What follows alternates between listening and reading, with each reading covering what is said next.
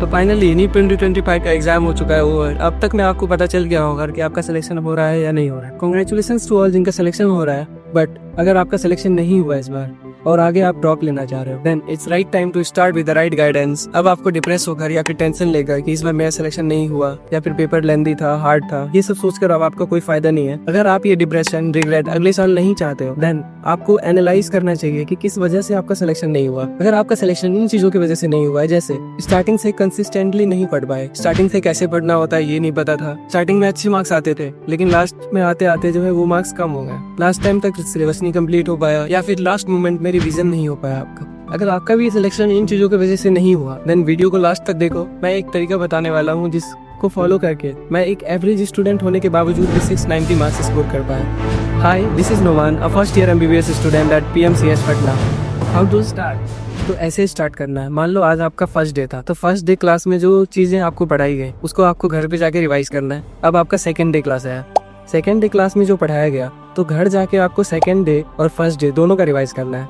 वैसे ही मान लो जब फोर्थ डे का पढ़ाया जाएगा आपको, तो फोर्थ डे घर जाके आपको जो है फिर से स्टार्टिंग से ही पढ़ना है डेली, जब तक आपका चैप्टर ना खत्म हो जाए।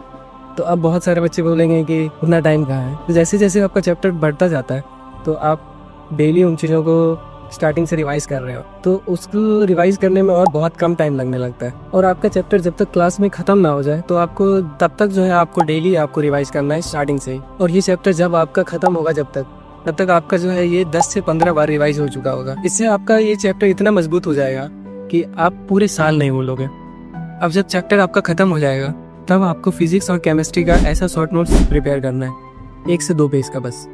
और अब आपको बायोलॉजी के नोट्स से NCERT पे शिफ्ट करना है, और जो नोट्स में जितने भी इम्पोर्टेंट था, जो आपको लग रहा है कि ये चीज़ इम्पोर्टेंट है, तो उसको NCERT के साइड में लिख देंगे ऐसे। अब जब एक चैप्टर को आप इतनी बार पढ़ चुके होगे तो आपको खुद पता लगने लगेगा कि क्या चीज़ इम्पोर्टेंट है क्या नहीं।